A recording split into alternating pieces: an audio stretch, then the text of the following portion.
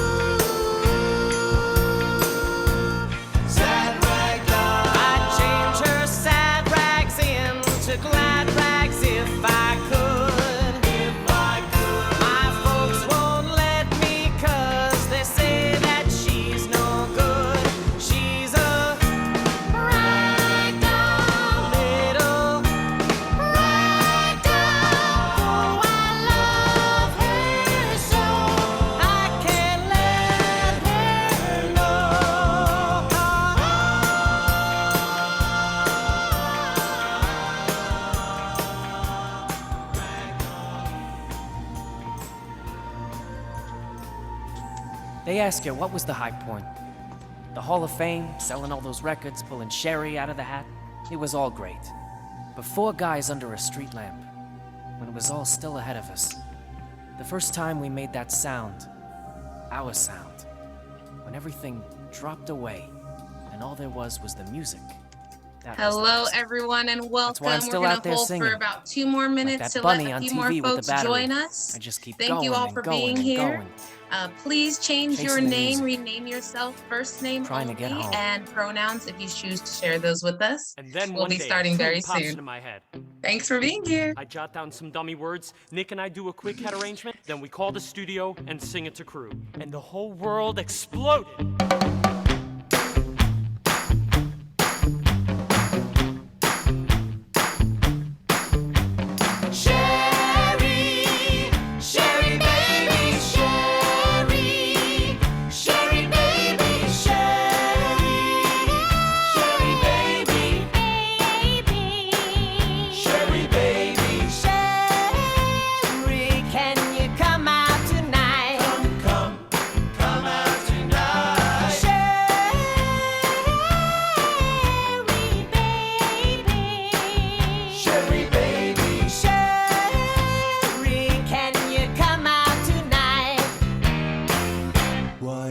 You come on to my twist party. Come on, where the bright moon shines. Come on, we'll dance the night away. I'm gonna make you mine, Sherry baby. Sherry baby. Sherry, can you come out tonight? Why don't you come on? Put your red dress on. Come on. You look so fine. Come on. Move it nice and easy. Girl, you make me lose my mind. Sherry baby. Sherry baby. Sherry, can you come out tonight? Come out tonight. Alrighty, folks, welcome to Fridays at the 5th. My name is Aviana, and hey, we're having a great Friday afternoon. So glad you could be here. I'm going to introduce myself. I use she, they pronouns. I'm from the Seattle area, 2nd generation Afro-Latinx, and my self-descriptors for those who are visually impaired. I have my hair out in an afro with the center part. I'm wearing a black and white floral dress, and I have a black and white, what looks like an eye necklace, right, on my neck. And I'm in a room with a window and a green leafed tree right outside behind me. So y'all know it's been quite a minute since we've been here, and we're so glad to have you. Before we get started, I just wanted to read our land acknowledgement and acknowledge the people who've been here before us and the land that we stand on. So let's take a moment to remember that the Fifth Avenue Theater and the communities that we serve are on the lands and waterways of the Coast Salish people who have continuously inhabited our region since time immemorial. They are the original storytellers and theater makers of this place that we call home. We also acknowledge and honor the tribal nations across Washington state and the many indigenous people from across the country who also live and work in the Seattle area. As we step into this new period of the Fifth's history, we hope to honor their legacies and to bring greater attention to their continued fight for equality and recognition. Thank you. So as many of you may know, Fridays at the Fifth is a program that's dedicated to bringing together students who want to learn more about the craft and musical theater. Whether you're just curious or deeply passionate about musicals, we want to empower the next generation by giving y'all the chance to interact with theater professionals who have dedicated their lives to this work. So that's what we're here to do. Before I get started and introducing our two honored guests, I want to introduce you to a new team member here at the Fifth on our education team. Amber Lee Jors is joining us. Hello, Amber, please, Amber Lee, excuse me, please share your pronouns and your self-descriptor. Hi, y'all. My name is Amber Lee Jors. My pronouns are she, her. I'm super excited to be on the education team at the Fifth Avenue Theater. As a visual description, I am a white woman with really long brown caramel hair. I've got a jeweled headband in, and I'm wearing a black turtleneck shirt. Behind me is a really cool peace lily plant that I'm hoping will bloom soon in the spring. All right, I will turn it back over to you, Aviona. Thank you so much. So our first of the two honored guests today, who is blessing our stage downstairs, Devon Goffman. And I'm going to read Devon's amazing bio, but Devon is grateful to be back in the Jersey Boys cast. He's playing his favorite role of Tommy DeVito with this amazing company and bringing live theater strong around the country. Devon has been seen in other national tours, y'all, of On Our Feet, Motown, Jersey Boys, Titanic, Grease, and Buddy. We're super excited. Devon has also taught and directed amazing theater kids during the pandemic. And you can follow Devon at Devon Bulldog on Instagram or Devon Goffman on Twitter. Hi, Devon, please introduce yourself. Tell us something that we don't know. Hello. Well, my name is Devon Goffman, he, him pronouns. I grew up in Buffalo, New York. I believe you guys, I'm a white male with brown hair. I'm sitting in a dressing room at the Fifth Avenue Theater. Behind me is my clothes as Tommy DeVito that I will wear tonight in the show. And we're at the theater because who you'll meet in a second, my lovely wife, Katie Goffman, next to me, she was in rehearsal as we speak and got released from rehearsal to come talk to you guys. We have our director here working with us during the day, so we're double duty. A little bit about me. I was raised in Buffalo, New York. I'm a real family guy. During the pandemic, you heard I became a drama director at a high school in Florida. We decided to go down to Florida for the time because we were in New York and we were not able to work in the theater. So I became a drama director and we went down there for a bit and then I came on tour. Little other things about me. I'm trying to think of anything interesting. Went to college at SUNY College at Fredonia for musical theater. I have a BFA in musical theater, and I also play many instruments and write music and play guitar, the upright bass, piano, and a lot of that stuff. Nice to meet you all. Multidisciplinary, Devon. Wow. Thank you. And as you mentioned, additional to Devon, we have a very special someone to you joining us today. Hello, Katie. Thank you so much for being here. And Katie has worked off Broadway in Clueless and also in national tours as well in Ghost, Rock of Ages. And Katie, I have read that you created a web series, Wisco Queens. Did I pronounce that correctly? Yes, we did it together. Oh, and it's streaming now on Broadway on demand. Congratulations. Please, Thank you. Katie, introduce yourself. Hi, I'm Katie Goffman, she, her pronouns. I am wearing a black and white plaid shirt, flannel.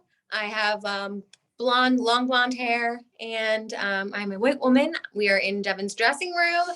I am originally from Milwaukee, Wisconsin. I went to school at Oklahoma City University, and I'm now the dance captain and the female swing for the national tour of Jersey Boys.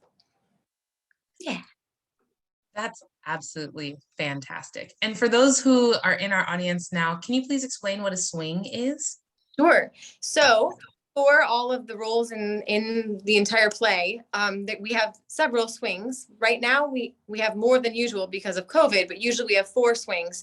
And what we do is I understudy all of the female tracks in the show. So there's 3 girls in the show, and I will know all of their parts and be able to be some of them at the same time. Like there's a 2-girl show version, etc. But we have male swings that cover the 4 seasons and all of the ensemble tracks as well. And we are off stage every night, making sure we are ready to go on in a moment's notice, traveling with the company. And then we have understudy rehearsals like we did today, where we're brushing ourselves up and making sure we're ready to go. Yeah, and we had extra swings come out the last month because of the surge of COVID cases, and just to make sure nothing happened and we didn't have to close the show down. Yeah, and then as dance captain, my role is to help. Well, this year I helped set the show because post-COVID, the creatives were very busy, putting up many companies of Jersey Boys at the same time: cruise ship, London, a London tour, off-Broadway, and our tour. And so I ended up setting a lot of the choreography for the show, and then the creatives came in and zhuzhed it up. But it was a lot of work, and it was really fun and exciting and a new challenge. And then while we're on the road, I help run understudy rehearsals and give notes on the dancing, and I give the company that does the show every night notes on make sure that the integrity of the show is maintained while we tour the country. And then if new people come in, I have to teach them the show as well. So it's a lot of work. But it's very fun. That She is has the entire show in her head, not just one part or 2 parts. She's got every part in her head. yeah, that is amazing. Well, as many of us have not experienced a tour as performers, you've already told us a little bit about it, but can you tell us what it looks like for you? So for example, once you wrap up here in Seattle this Sunday, February 20th, then you have to open in 2 days' time in Santa Barbara, California, which I Googled it, it's 1,100 miles away. How does that work? Can you just break that down for us? Sure. You want me? Yeah, I mean, we Monday morning, we're going to get on a plane and we're going to fly to LAX airport. And then they're going to pick us up in a bus and drive us to Santa Barbara. We move into our hotel on Monday. We'll have Monday evening to rest. And Tuesday afternoon, or on Tuesday, the entire the crew is loading in the entire set. So I guess I should start with Sunday night after the show. We have a Sunday afternoon show. So after the afternoon show on Sunday, our crew wraps up everything here, puts it in the trucks, drives the trucks that 1,100 miles, and the crew goes immediately to go start working on loading in. And we get flown to go to relax at a hotel for one night. So for the cast, I always try to see it as the cast has it a little easier than the crew does, because the crew has a lot of work to do to get it set up for us to show up at 5 o'clock. So Tuesday, we'll show up around 5 o'clock. We'll get our COVID tests done, sound check, and then showtime. We basically go right into, from the sound check, right into the show. Want to add anything? That's good. Wow, that's fantastic. Additionally, Kelby from Roosevelt, who couldn't join us today but sent in a question: do you get time to yourself to explore the city? Question. And how has that been differently impacted by COVID protocols? Great question. So it depends on how long we're in a city. So right now, this week, we've had some downtime where we could go exploring if we're in the city for a full week. If it's a short, like 2 days in a city or 3 days in a city, there's usually not much time. We'll get a nice dinner or something like that in. We've definitely been able to explore a little bit more here. And then also we sometimes have, like today, like an understudy rehearsal or something. So it just sort of depends from city to city what our schedule is like if we get that extra time. But we do get to see some aspect of the city. And what do you think? I mean, yeah. It's quick. Also, I guess definitely during COVID, you have to be more careful, and we have stricter rules about going out and being indoors, eating, or being extra careful. We're all like masked all the time in our hotel. We're masked at the backstage at the show, unless, obviously but we get tested every day. We do a PCR test once a week. And we do regular testing before every show. And we're all very careful. And because we want the show to live, and we want people to be able to come and see the show, and we want to stay healthy. So but to see seeing the country, you still get to, we drove on a bus for part of the Pacific Northwest, because we went through Oregon and Washington at first before we came up to here in Washington. So we got to go to Yakima and Eugene and in Spokane. And that was a really beautiful drive. But sometimes you just see the airport. So you go to a big airport, and you have a lunch with your castmates at the airport on a layover. You try to make your best of traveling, but even on a rest stop, sometimes we find a cute town on a rest stop on the bus. We get an hour for lunch, and we check out a gift shop, or I bought a sticker, and you try to go to a bookshop or anything you can do to try to see a little bit. Here in Seattle, I've been here before. This is I think my 4th time playing here on tour.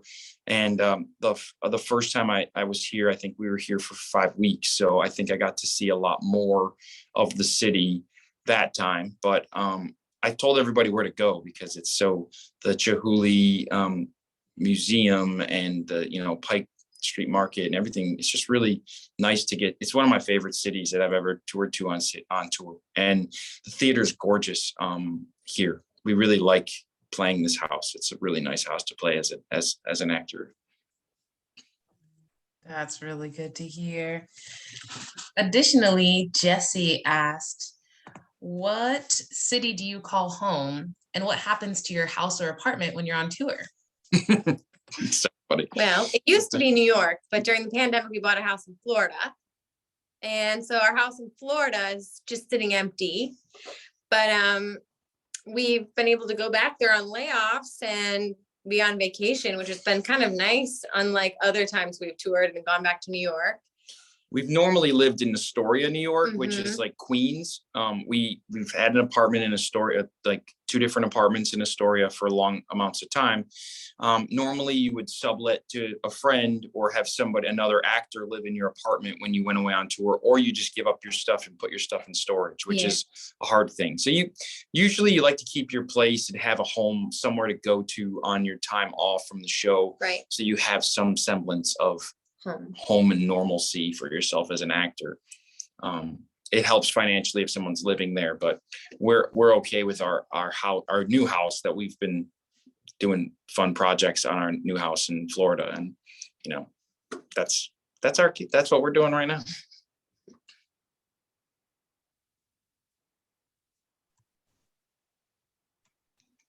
Fabulous. Oh, sorry about that delay.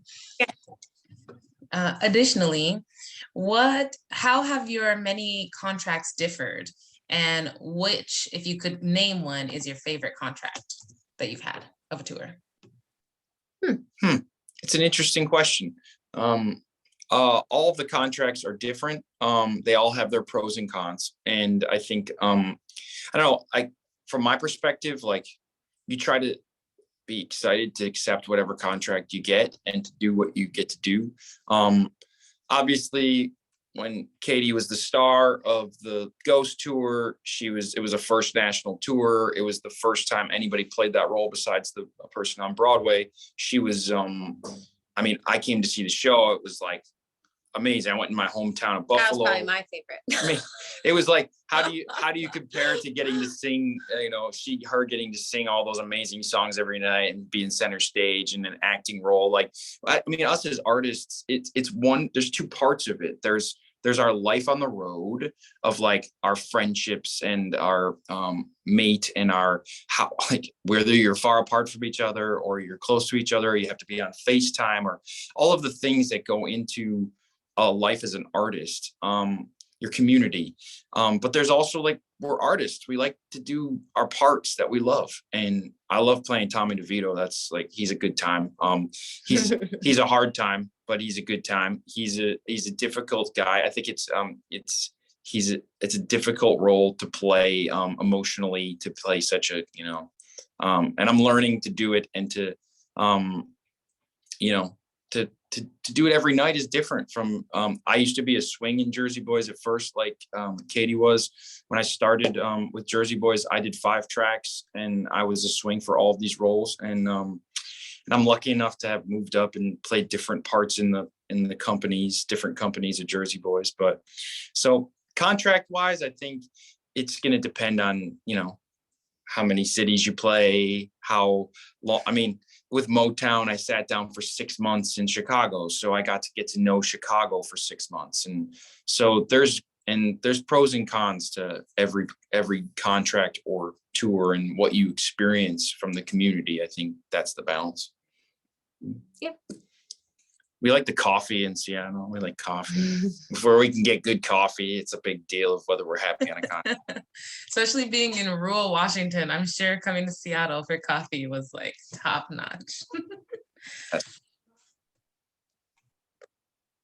I'm gonna pass it off to Amber Lee. You had a question? Oh, I do. Okay. So you're playing these iconic, real historical characters, right? And that have a very specific sound, and people have these ideas about them. So I'm just curious to know, as actors, how do you bring that to life and honor that history, but also make it your own unique performance and take of it? Well, that's a really interesting question. Tommy, I got to meet Tommy's brother when I was in Las Vegas I was playing Norm Waxman and understudying Tommy in Las Vegas for an injury. There was an injury in Las Vegas, and I flew there to replace somebody. And I got to meet his brother. I never got to meet Tommy himself, but I definitely studied him. It was the most interesting role I ever got to either understudy or play. And when I first saw somebody play Tommy DeVito, and you want to know everything about them. I always say, like, I try to find my connection of what brings the person joy and what brings the person pain. Like, you try to find some like connections to the character. Tommy, like, he shoots from the heart, and you have to, as the character, you have to empathize with him shooting from the heart, even if he's doing horrible things that are affecting people negatively. You got to believe that he's, shooting from the heart. And so I try to shoot from the heart when I'm playing the role every night, and know that all of his good qualities that he had, can try to make it okay. Some of the terrible things he did. I mean, it's hard. It's a very interesting one. But these guys, I mean, the Four Seasons themselves were an iconic, unbelievable, game-changing band. And me, I played music when I was young, and I mean, I still play music and played in bands in college. And I mean, there's something about 4 guys singing harmony that the first time it's that joke from the show, first time you hear that sound, our sound. But the 4 guys in the show that I get to work with, like, these are amazing guys.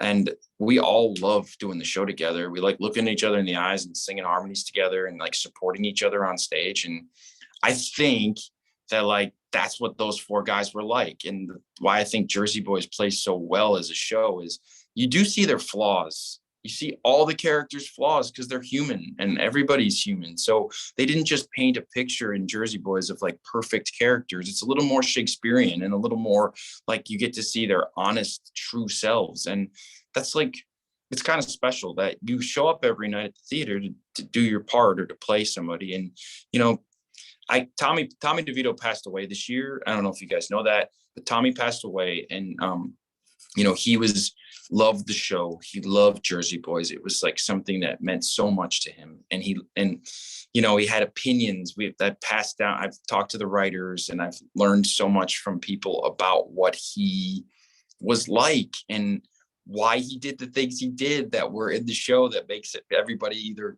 laugh or cry, you know, like, and that's his lifetime. This is his legacy.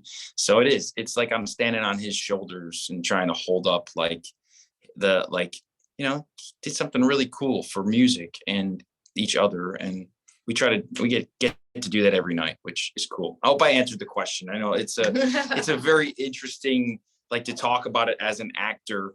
But it's a very complicated role, but the guys that I'm on stage with and the humans that we interact with each other, we take care of each other on the road like a band would.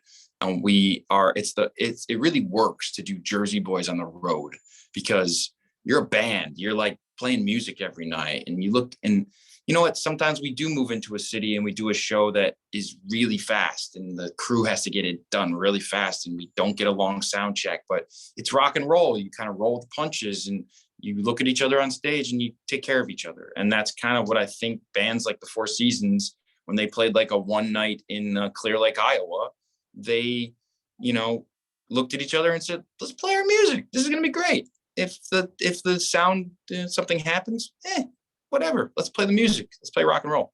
So that's my take. Did I do okay? That was good. Yeah. Thank you. Thank you very much.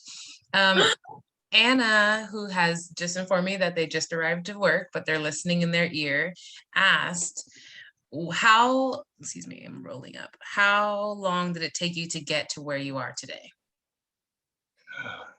All of the, I mean, how long did it take us to get to where we are today? We're still getting there. We're not there yet. Getting there. We're still, I mean, it's a process. There's no results that like make you a successful actor. I think you have to like be successful in your mind. Like you have to believe that you have to know your stuff. You have to learn your material. You have to practice. And sometimes it's just like where experience is. Once you keep getting more and more experience, you realize that it's not really about you. It's about the play, or about the, you know, the process, or about what you serving the piece and all that stuff. And you stop worrying. Like, I mean, it's great to have a career. It's great to. Yeah, you've been an actor for 20 years. 20 years. I've been doing it professionally for like 10. Yeah. And I hope to do it for 20 more. You know, like we're never done. And if there's no like goal, like every show is just like another show that we want to do, and just want to keep working and keep creating art and theater and giving back, doing things like this and inspiring other people to perform. I mean, she inspired one of my students last year, had never done theater, and he we did Mamma Mia. I directed, she choreographed, we put up Mamma Mia at this high school. And one of the students was like, "Hey, Mrs. G, do you think I could be an actor?" And she was like, "Yeah, you can." And so we helped him, and he got into school, and he's at college studying theater, and he had never done theater till he met us. And I just wrote 2 recommendation letters in the hotel for 2 of my other students. And, you know, there's a big world of theater, and we're a community, and we got to help each other. And so I don't know if you ever can just arrive. You always have some place to go. That's why I love theater, because there's always like another thing you want to do. Like you always find like another show that's like, "Oh, I want to do that one. That looks really cool." Or, "Man, look at that performance." Or, "Look at how the business has changed. What an interesting thing to be in now," or how it plays differently. All of that is what it's, why we love it, why we have a lifetime of this stuff. And I talk too much. I'll shut up. No. Just kidding. You sparked another question, so no, not at all. Thank you. And the follow-up is, what do they do when they get disappointed with their job or with unexpected things that happen during their job? You just got to breathe through it. I mean, you got to have a thick skin to do this thing, right? So if you're going to be an actor, you're going to do hundreds of auditions and you're going to get maybe one. Hundreds of auditions a year. Yeah, a year. Like, And maybe you're going to get one. So you can't sweat the small stuff in everything in life. And you just got to be able to think positively and turn it around and think, instead of, oh gosh, why didn't I get that? Oh gosh, I'm so frustrated with this. Oh, this is a hard day. Like, what can I learn from this moment of struggle and how can I grow? And for the next time I'm faced with this like problem or this issue or this rejection or something, because it's inevitable in this career. As an actor, you're going to get rejection all the time. You're never going to, even when we're on stage, you're not going to always be everyone's favorite in the show. And you have to find that self-worth and self-love within yourself. You have to look in the mirror and be like, I'm awesome. I got this. It's okay. That wasn't my path. That wasn't meant for me. I'm going to do something else great. And you just have to keep going. And every like struggle that comes up, you just have to, I just think you have to learn from it and think of how you can improve or grow from that situation and just keep going. And if there's one day that you decide, oh, this is too painful, this is too much, the struggle is too much, then that's time to stop and to quit and to give up. So that's when right?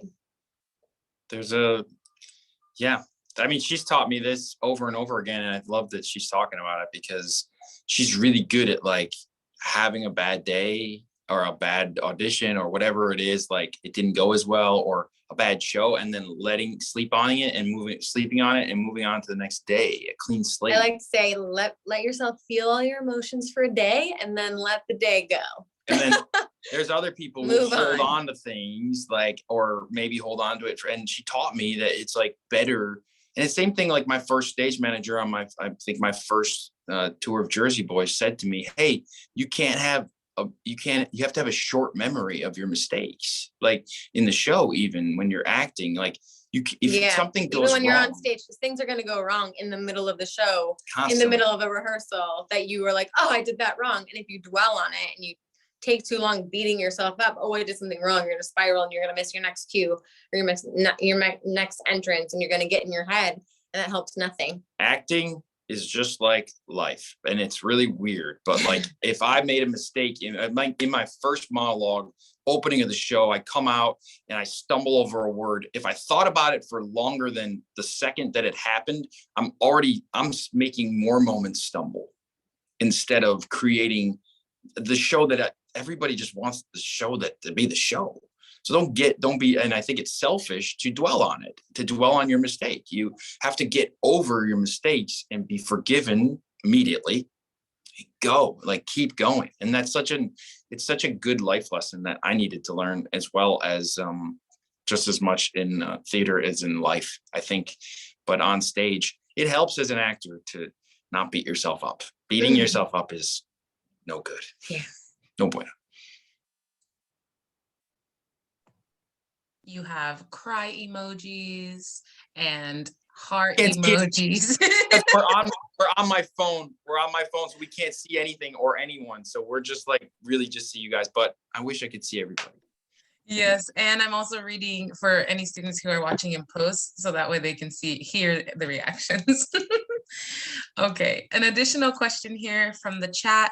Do you have people from Seattle work with you when you're here? Do you do any workshops, or are there people here that you ever reach out to do certain things? Do you have a community here at all? Well, the Bob Gaudio from our tour, Jason Kappas, from the original tour 2, Jason Kappas and I were in, and we used to, and him and his wife Lonnie Kappas are both here, and they have 2 kids, and they're a part of the Seattle community. We would normally we would be getting together with them. There was some COVID safety reasons why we haven't hung out much this week. Some stuff like that, but we don't really have we don't have like a major community in Seattle. We haven't. I mean, you've never been here. Yeah, it's my first time. It's your first time here. My cousin lives here, and one of my high school friends lives here, so they came to the show, which was kind of nice. And like last night, an actor friend of mine came to see the show who was here doing something else with Amazon, and he came to see the show, and I got to see him after the show. But when it comes to a Seattle community, we just know it's great. That's like every time we hear about the Fifth Avenue Theater or everything, any theater that happens here. I know that they did Mrs. Doubtfire before it came here, before it came to Broadway, and Rob McClure was here with that show, and he's a good friend, and he's amazing in Mrs. Doubtfire. So I assume that you guys got to see that. Awesome. We saw that. That's one of the only shows we've seen, except for Jersey Boys, since the pandemic. So we remember that one. There is another employee in the audience as well, and I wonder if they know the answer. Feel free to drop it in the chat. But I believe, I hope I'm not lying, but I believe Mrs. Doubtfire was our last show on the stage. Dreamgirls was the show that was in rehearsal, and then it got shut down before it got the opening night during March 2020. So I think Mrs. Doubtfire was the last show that we had on our stage before, and now it opened in Broadway just a few months ago. Yes, confirmation in the chat.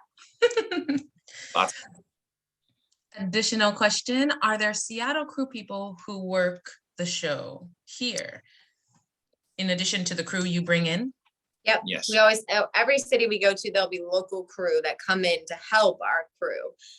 Our crew could not do it just all alone. We have local dressers and all kinds of members that help us load in and while we're here. And it's not just a crew. You guys have a great crew here. It's like one of the better ones in the country. And there's I don't like to say anything not nice about crews, but your crew is amazing. So like that's it's a tribute to the level of theater that you guys have here, and how Seattle takes theater very seriously, and we appreciate that as Actors Equity members.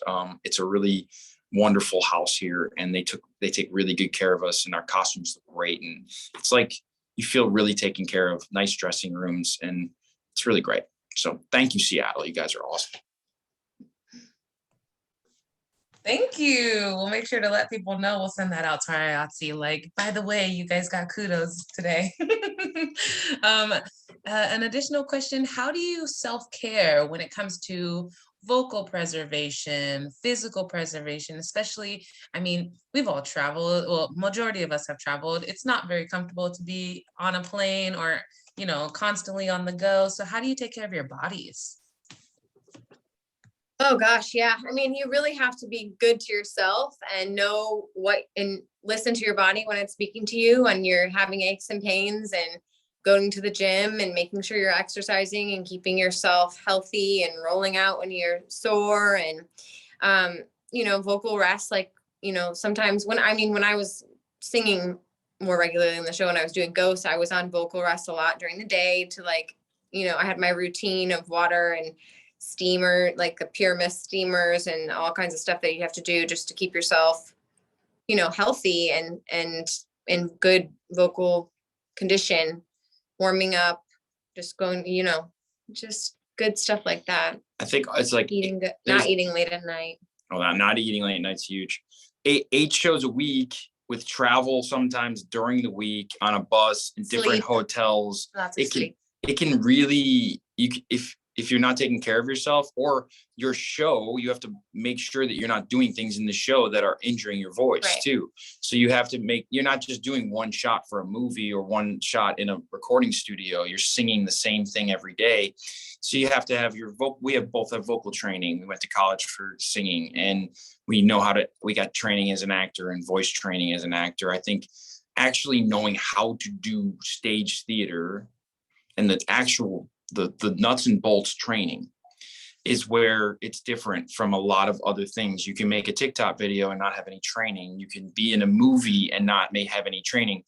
If you're going to be in a theater show and try to do 8 shows a week with traveling and all this, you got to have vocal training. You got to know how to take care of your voice. You got to know how to sing when your voice isn't 100%. You got to, and then I'll add the other thing. The only thing is and your mental health is important. I think to make sure that you're staying on top of your heart and how you feel, and just everything about your life needs to be important, and equally important as the show. It can't just be about the show. It's about, you're all humans, and we have equity deputies that, we can talk to from our union. And if we're feeling things or if things are uncomfortable, we have harassment training, and we have a lot of really wonderful things that, that help us to succeed on the road, and including the COVID safety managers. There's two COVID safety managers that travel with us that keep us safe. And so there's a lot that it's hard. 8 shows a week traveling. It's not easy,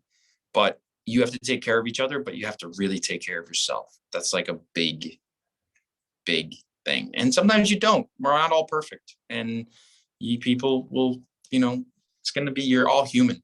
So we're all human beings. Oh, that really touched my heart. And I think that that's a beautiful, amazing note to end our Q&A on. But I am going to say, if you have any burning questions, please drop them in the chat while I drop some links and things to our students. But yeah, that mental health element is indeed the foundation. So thank you for bringing that up from both of you. And also for the students out there who want to do this, there are many programs across the city who can help to gain and get that foot in the door to the training elements, to the workshops, so that you can gain those skills. There's a lot of things that are happening here at the Fifth. Our awards ceremony will have some workshops. We also have our spring break camp that is coming up this April, and we will be doing a triple threat teen camp for ages 14 through 18, dropping the link in the chat. And those students will be gaining VPS, vocal performance strategies and training. We'll be doing dance workshops things to bring into the audition room, tools to help you really pick up dance choreography, as well as acting tools and working on monologues for auditions. So definitely get your foot in the door whichever way you can. And signups are now open for the next month. But thank you so much to both Devon and Katie Goffman for being here, taking time out of your rehearsal to spend some, Katie, thank you, to spend some time with us and really just give us an idea of what's going on, because we get all these wonderful tours in, we see these wonderful shows, and we don't get to talk to the actors about what's going on. So such great advice. Another thing in the chat here, such smart advice. Thank you so much for giving us your time. Have a great run here in Seattle and beyond. Practice, And practice. and be good to each other. And never stop learning. You're never So good. fully baked as an actor. You're Keep always going. learning, and you can always practice and learn more. So take all those classes. And additionally, we also have our learning about the show. We have curriculum on our website, whether you want to learn more about Jersey Boys or the Beauty and the Beast production that we just had on our stage. Check out our education pages on our website, dropping that link in the chat as well. Thank you all so much for kicking it with us on this Friday afternoon. One day we will be back in the theater, hopefully very soon.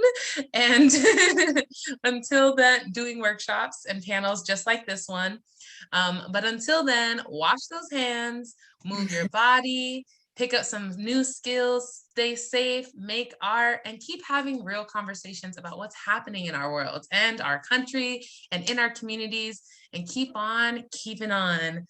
Katie and Devon, if there's any more itching things you want to say, please do so. Thank you. Great. Stay happy and have a thank you for having us. Thank you for having us. We love it. We love Seattle, and thank you for listening. Absolutely. Thank you so much. And thank you, students who are here, even if you are listening and doing another thing, we appreciate you being here. This is for you. If you have more topics or more people that you want to talk to, give us your wish list and we'll make it happen. Also, shout out to Amber Lee and the education department. We'll see you in the theater. Have a great afternoon, everyone. Thank you so much for joining us. Bye.